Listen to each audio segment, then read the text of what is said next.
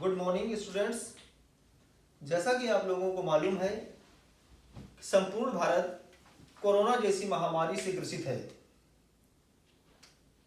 ऐसे में हम लोगों को माध्यमिक शिक्षा परिषद के द्वारा आप लोगों को ऑनलाइन क्लासेस के द्वारा पढ़ाने के लिए आदेशित किया गया। घर पे रहिए, सुरक्षित रहिए। आज हम लोग आप लोगों को बायोलॉजी का अध्याय 2 पुष्पी पादपों में लैंगिक जनन पढ़ाएंगे।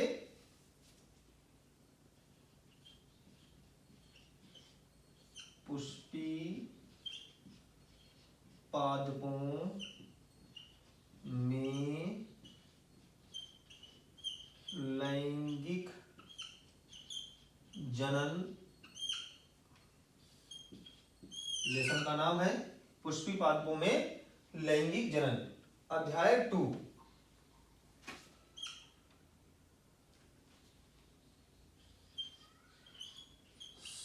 Sexual reproduction in flowering plant।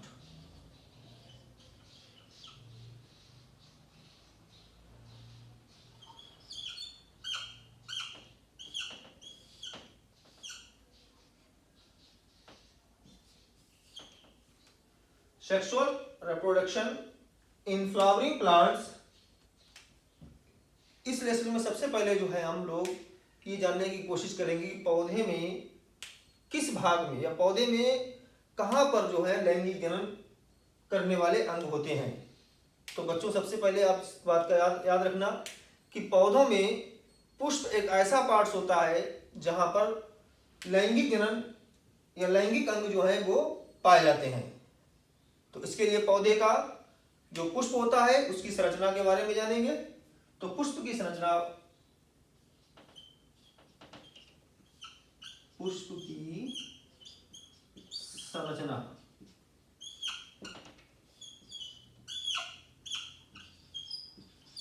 Structure of flowering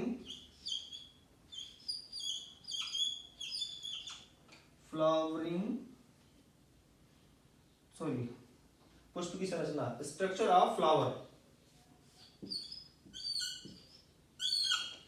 structure of flower. तो पुष्प की संरचना को जो है हम बनाकर दिखाएंगे आपको।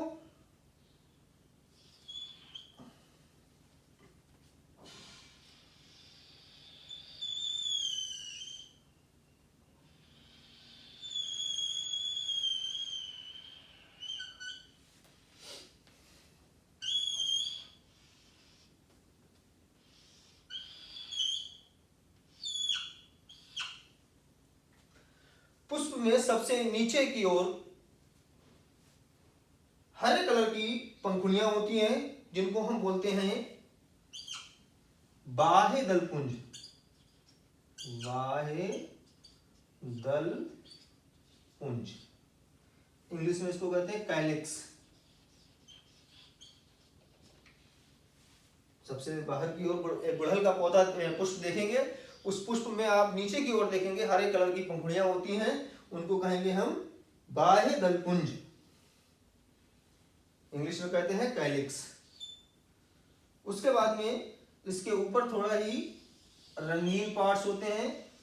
गुड़हल में लाल कलर का होता है, गुलाब में पिंक कलर के होते हैं, जिनको हम बोलते हैं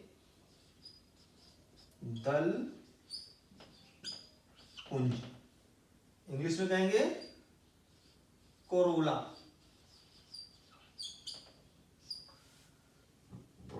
उसके बाद में एक पार्ट होता है इस प्रकार का, जिसको हम बोलते हैं उमंग। उमंग कहते हैं एंड्रोसियम।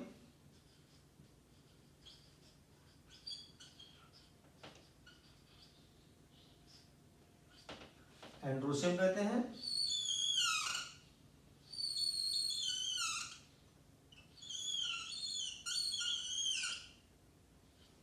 एंड्रोसियम कहते हैं।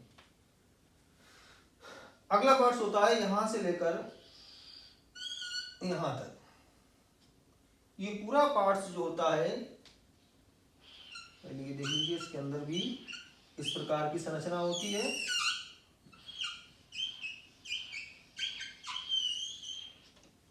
इस प्रकार की संरचना होती है। इस पूरे भाग को, यहां से लेकर यहां तक के भाग को कहते हैं हम जायांग। जायांग को इंग्लिश में कहेंगे गाइनोशियम।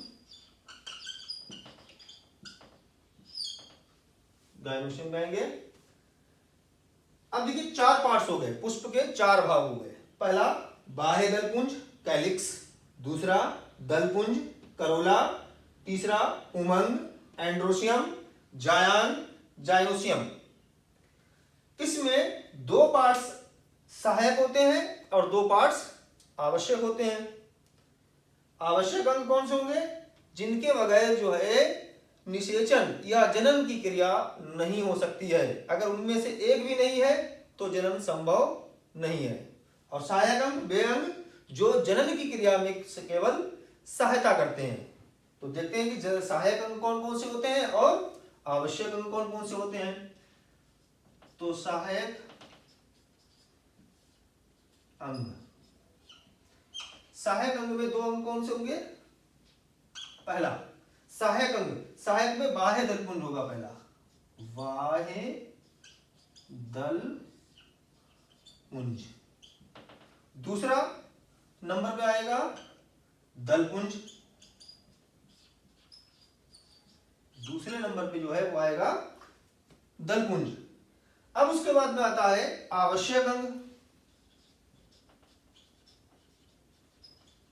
आवश्यक अंग, आवश्यक अंग में नंबर 1 पे आएगा पुमंग और दूसरे नंबर पे आएगा जायांग। दूसरे नंबर पे आता है जायांग। ये 4 पार्ट्स हो गए। अब इन 4 पार्ट्सों में अलग अलग और विभाग होते हैं। जैसे मान लीजिए कि इस बाह्य दलपुंज की एक पंखुड़ी को, केवल एक भाग को दल कहेंगे। क्या कहेंगे? बाह्य दल, सॉरी क्या कहेंगे? इसके एक भाग को बाह्य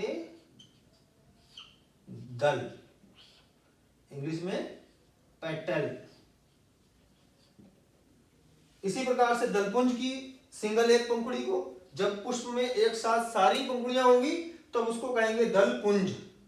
और केवल जब इसकी एक इकाई को दल कहेंगे, इसकी एक इकाई को हम कहते हैं दल, इंग्लिश में कहेंगे सेपल। इसी प्रकार से उमंग, पुष्प में जब बहुत सारे उमंग एक साथ होंगे, इकट्ठा होंगे, तब उनको हम कहेंगे पुमंग। और पुमंग की एक इकाई को कहते हैं हम पुंकेसर।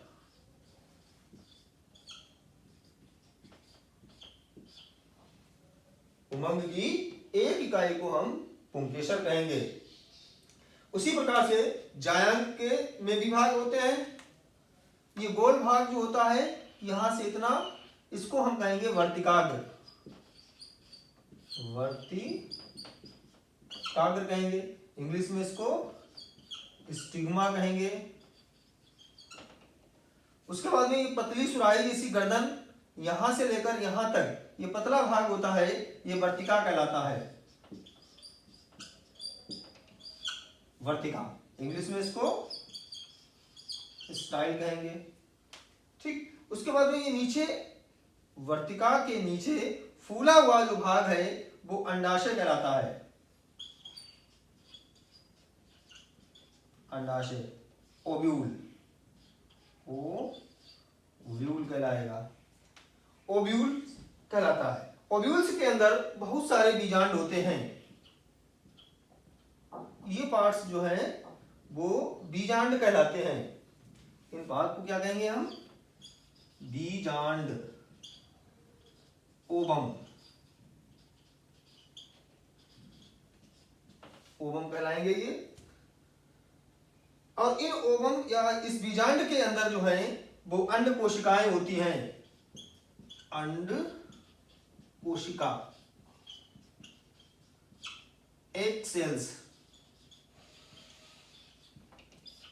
इस बीजांड के अंदर अंड कोशिका, या जिसको हम मादा युग्मक भी कहेंगे, क्या कहेंगे इसको? मादा युग्मक। मादा युग्मक। तो इससे पता लगा कि मादा युग्मक कहां पर होते हैं? इस बीजांड के अंदर। इस बीजांड के अंदर जो है वो मादा युग्मक होते हैं। ठीक। अब उसके बाद आता है उमंग, या कह सकते हैं पुंकेसर। पुंकेसर के पार्ट्स को पढ़ेंगे। पुंकेसर के पार्ट्स दो होते हैं। पहला पार्ट होता है परागकोश। परागकोश, जिसको एंथर कहते हैं इंग्लिश में। एंथर, परागकोश या एंथर। परागकोश के अंदर परागकण होते हैं और परागकण के अंदर नर युग्मक होते हैं। मादा युग्मक कहां पर है? बीजांड के अंदर। नर युग्मक कहां पर है?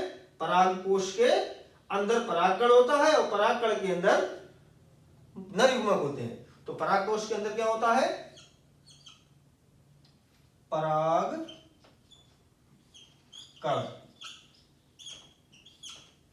परागकोश के अंदर परागकण होते हैं और परागकण के अंदर ही होते हैं नर युग्मक। ठीक है। नर युग्मक और मादा युग्मक, नर युग्मक और मादा युग्मक जब आपस में मिलेंगे तो निषेचन होता है, फर्टिलाइजेशन होता है। और जब फर्टिलाइजेशन होगा, नर युग्मक और मादा युग्मक मिलेगा तो फर्टिलाइजेशन, निषेचन होगा। निषेचन से युग्मनज बनेगा और युग्मनज से जो है वो भ्रूण बनेगा। भ्रूण से जो है वो बीज बनता है और बीज से जो है वो नया पौधा बनता है। किस प्रकार से? देखिए, जैसे मान लीजिए, जनरली मैं आपको बता दे रहा हूं, लेकिन इसके डिटेल्स जो है वो आगे अगले वीडियो में बढ़ाएंगे आपको। जब परागकोश परिपक्व हो जाता है, पूर्ण हो जाता है, तब ये स्वतः ही फट जाता है और इसके अंदर जो है तमाम परागकण यहां पर भरे होते हैं। इसकी परागधानियों में परागकण भरे होते हैं। जब ये स्वतः ही फट जाता है तो ये वायु के माध्यम से, जल के माध्यम से, कीट पतंगों के माध्यम से इस स्थान से इस स्थान पर आते हैं। इसको क्या बोलते हैं? वर्तिकाग्र बोलते हैं। क्या बोलते हैं? और वर्तिकाग्र के ऊपर होता है पोषक घोल। पोषक घोल। वर्तिकाग्र के ऊपर होता है पोषक घोल। जैसे ही परागकण पोषक घोल के परागकण जो है वो पोषक घोल के संपर्क में आते हैं तो परागकण अंकुरित हो जाते हैं और अंकुरित होकर एक परागनलिका अंदर की बनाते हैं। इस प्रकार की एक नलिका बनाते हैं जिसको हम बोलते हैं परागनलिका।